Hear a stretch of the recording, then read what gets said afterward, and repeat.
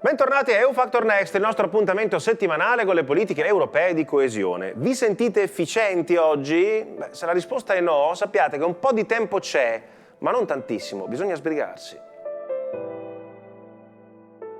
Bisogna sbrigarsi perché con l'approvazione della nuova direttiva europea sull'efficientamento energetico degli edifici, approvata prima dall'Europarlamento e poi da Ecofin, di fatto viene definita una scadenza non solo per cambiare il modo di costruire gli edifici, questo di fatto avviene già, ma anche la scadenza per rendere gli edifici già costruiti sufficientemente efficienti, e cioè non di classe energetica F o G, nel giro di pochi anni. L'obiettivo è molto vicino ed è la decarbonizzazione completa al 2050, che dal punto di vista anche edilizio è virtualmente domani. Dal sito dell'Unione Europea e in particolare della Commissione Europea troviamo la Energy Performance of Buildings Directive, cioè la direttiva sulla performance energetica degli edifici, che fa parte dei piani per raggiungere la piena decarbonizzazione entro il 2050. E di fatto parte dal presupposto che l'85% degli edifici, tutti gli edifici pubblici e privati dell'Unione Europea, sono stati costruiti prima del 2000 e quindi la buona parte di questi, il 75% del totale, hanno una pessima performance energetica. Si parla in questo caso della necessità di ridurre l'energia consumata nell'Unione Europea, che per il 40% è consumata dagli edifici, quindi non da veicoli in movimento, non da fabbriche, industrie, o meglio, non soltanto dai loro processi industriali, ma dagli edifici nei quali questi processi industriali avvengono. Un terzo delle emissioni dell'Unione Europea è attribuibile agli edifici. Più o meno l'80% dell'energia prodotta dall'Unione Europea viene utilizzata per riscaldare o raffreddare gli edifici oppure l'acqua, che è un altro tema fondamentale del futuro. La direttiva, come detto, è molto restrittiva e impone in questo caso, qua vedete c'è anche una fotografia che rende l'idea, una sorta di sensore termico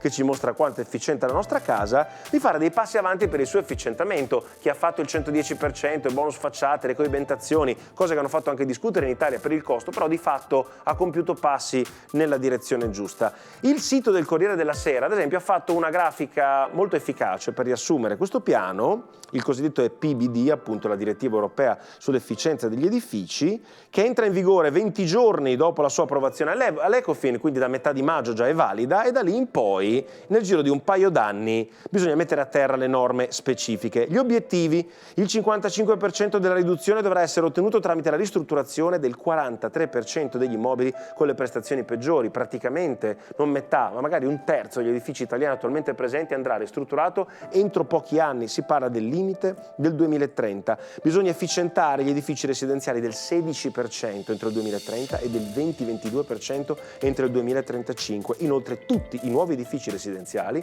dal 2030 in avanti dovranno essere a emissioni zero, quindi non soltanto efficienti ma ultra efficienti e capaci di fatto di non impattare sull'ambiente.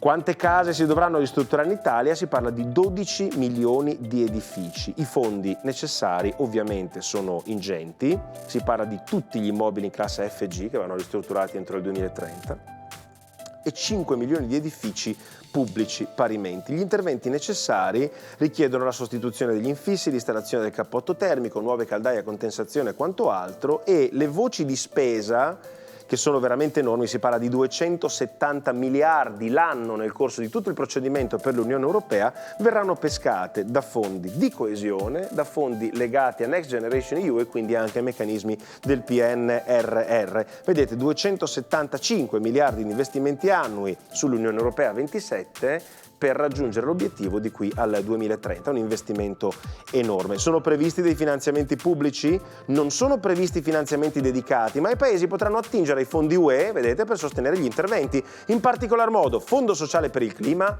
se seguite le politiche di coesione con noi da qualche tempo sapete che ne fanno parte, il Recovery Fund, cioè il PNRR, e i fondi di sviluppo regionale, di nuovo coesione, 2/3 quindi tramite canali di coesione con Banca d'Italia, le grandi banche nazionali come garanti. La trasformazione comincia ad oggi e come al solito quando l'Unione Europea fa una regola, non la impone dall'alto e basta, ma tende a fornire gli strumenti per metterla in pratica. Vedremo se così sarà, anzi così sarà ovviamente in modo certo, e in che tempi, nell'arco di 2 anni, questi cambiamenti dovranno essere messi in pratica. Chiudiamo questa pagina edilizia e ci spostiamo a nord, anzi al nord del nord, perché non solo in Italia ma in tutta l'Europa le politiche di coesione sono una questione regionale. Ogni paese europeo ha regioni che funzionano meglio e regioni che funzionano un po' peggio. Ad esempio nei Paesi Bassi la zona più in difficoltà è quella alta, il nord, meno efficiente delle regioni di Rotterdam e di Amsterdam e a caccia di personale. Ce ne parla Christophe Schweiger.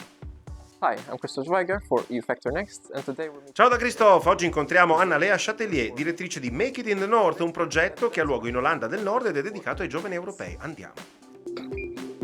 Come join us. So, Make It in the North is a platform. Make It in the North è una piattaforma che mette in contatto chi cerca lavoro e parla l'inglese con le aziende olandesi a caccia di personale. Le offerte vengono caricate sul nostro sito web e nessuna di queste richiede la conoscenza dell'olandese parlato. And what attracts internationals from Europe to come? E cosa cercano i giovani italiani qui nel nord dell'Olanda? Well, not always the weather.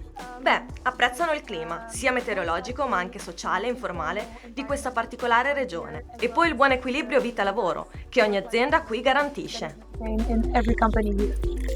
And what kind of things does your Che project... servizi offre il vostro progetto? We offer the opportunity for Oltre ad offrire lavori che non richiedono la conoscenza dell'olandese parlato, organizziamo anche eventi, sessioni di caccia del personale e altre forme di supporto alle loro carriere. Proponiamo anche stage, lavori part-time e attività volontariato che costituiscono anche una bella opportunità per visitare i Paesi Bassi. Il volontariato in particolare è un'opportunità straordinaria per i più giovani, perché permette di crearsi una rete di relazioni e perfezionare le proprie conoscenze lavorative in un ambiente informale, senza pressioni e facendo cose bellissime. formal environments and also doing something that you love. So what makes the North... Dunque, cos'è che rende il nord speciale rispetto, ad esempio, alla regione di The Amsterdam? North is a really relaxed environment to be in. Credo che il nord sia un ambiente più rilassato, si vive con maggiore lentezza e con la giusta attenzione al benessere. Lavoriamo sodo e ci divertiamo sodo, ed è davvero facile adattarsi a vivere qua. And it's very easy to follow through in that. Ringraziamo Christophe, sempre per essere specifici al massimo, per non darvi informazioni generiche, ma immediatamente utili, andiamo a parlare con Amee Zoutberg per scoprire un altro canale di assunzione, questo direttamente nelle istituzioni europee, si chiama EPSO. Now, what is EPSO? It's the Che European... cos'è EPSO? Significa Ufficio Europeo di Selezione del Personale. Praticamente sono le risorse umane dell'Unione Europea, quindi è ad EPSO che vi rivolgete se volete lavorare nelle istituzioni europee. Quindi i settori chiave sono politica, giustizia, comunicazione, cercano persone con esperienza e offrono solo contratti a lungo termine, il che è un bene. Bisogna iscriversi al sito web di EPSO, si viene sottoposti prima a test generali e poi ad altri più specifici e anche piuttosto difficili. Quindi prima di iscriversi è bene studiare sodo e controllare se si rispettano i requisiti. Se tutto va bene ti chiamano per il colloquio e poi congratulazioni! Hai ottenuto un lavoro nell'Unione Europea. Ed ecco il mio consiglio livello pro. EPSO ha anche un ambasciatore della gioventù presso molte università, quindi informatevi e se ce n'è uno nel vostro ateneo, chiedetegli di aiutarvi a giocarvi la vostra chance con EPSO. or participate in the team in which you will be in direct contact with EPSO. Good luck and see you in the next video. Torneremo da me la prossima settimana, così dopo EPSO ci racconta un altro canale di assunzione nelle istituzioni europee, si chiama CAST, ma dovrete pazientare 7 giorni e tornare qui a trovarci.